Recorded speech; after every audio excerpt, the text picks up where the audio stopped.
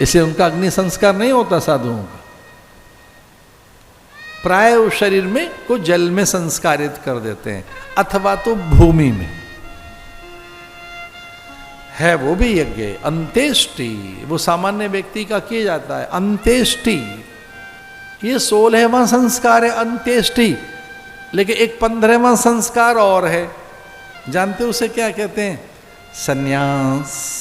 वो एक संस्कार है जिसमें भव बंधन से निकलकर संपूर्ण नेह नाते त्याग कर और पुत्रेषणा वित्तेषणा लोकेषणा का त्याग कर, अविद्या अस्मिता राग द्वेष अभिनिवेश को त्याग कर, मल विक्षेप आवरण को भंग कर, परम तत्व को जानने की प्रतिबद्धता जिस संस्कार में वह संन्यास। और उसके बाद में अंत्येष्टि। भगवान के अद्भुत संस्कार हुए, लेकिन एक संस्कार बड़ा उत्तम कोटि का हुआ भगवान का। जहां उनका नामकरण हुआ, जहां उनका अन्नप्राशन हुआ, कौशल्या मोदक लेकर आ रही है, वो दधिचुवरा, ये जो अवधि में और बिहारी और इस तरह से मैथिल वाले हमारे दधिचुवरा की बात कहते हैं, राम जी वो लेते थे।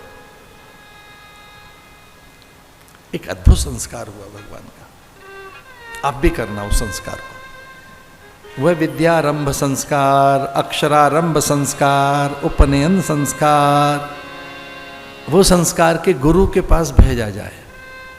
पहले दिन एकदम ABCD सिखाने की बहुत चिंता मत पड़ो, आज ही इसे PhD और D.Litt और पोस्ट डॉक मत करवा दो, आज ही इसे ना, थोड़े से पेशेंस रखो, थोड़ी सी इसे बताओ आपके देवता कौन से हैं, कुल गोत्र वंश परंपरा क्या है।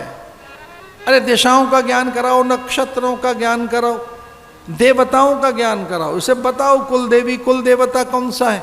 आपको याद होना चाहिए आपका कुल देवता कौन सा है, कुल देवी कौन सी।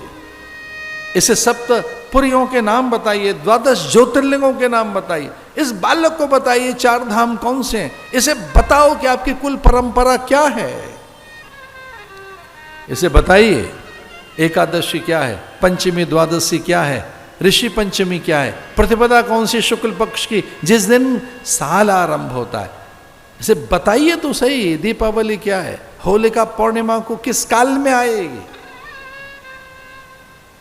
पहले सीखो और फिर बताओ। अक्षरारंभ, विद्यारंभ गुरु के पास। और मेरी ये आपसे विनय है, मेरी आपसे प्रार्थना है, आपके जीवन में, आपके बच्चों के जीवन में एक गुरु जरूर होना चाहिए, जरूर होना चाहिए। वो आपका कुल गुरु हो, पुरोहित हो, घर में आने वाले पंडित जी हो, कोई नहीं है तो घर की माँ हो, कोई नहीं है तो घर के पिताजी हो और दादाजी हो। वो तो भाग्यवान है जिनके घर में दादाजी अभी है, दादी है। वे बहुत भाग्यवान हैं जिनके पास चलते फिरते माता पिता हैं, सचमुच में माता पिता हैं। जिनके घर में बड़ी बहनें बुआ हैं, जो बड़े हैं घर में, कोई जिसे पूछा और सीखा जा सकता है, पूछा जा सकता है, सीखा जा सकता है। ये गुरु, घर में गुरु होना चाहिए कि कुछ पूछें कब क्या सारोकार हो, व्रत नियम उपवास क्या हो, हमारी विधियां क्या हैं, वो कितनी वैज्ञानिक हैं, कितनी स्वाभाविक हैं, कितनी नैसर्गिक हैं, कितनी प्राकृतिक हैं, उनकी क्या उपयोगिता उपादेयता है, उन्हें विस्मृत मत कर दो।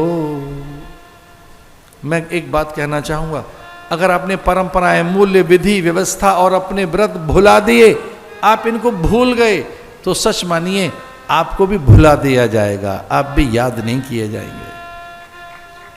नहीं याद किए जाओ, जब आप ही याद नहीं कर रहे, पूर्वजों को, आचार्यों को, ऋषियों को, मुनियों को, व्रत और परंपरा को आप ही जब याद नहीं कर रहे हैं, अपनी मान्यताओं को आपने चुनौती दी, परंपराओं को बोझ मान लिया, आपने एक वैज्ञानिक कर्मकांड को ढोंग और पाखंड कह दिया, आपको भी यही शब्द सुनने को मिलेंगे, आपको भी यही कहा जाएगा।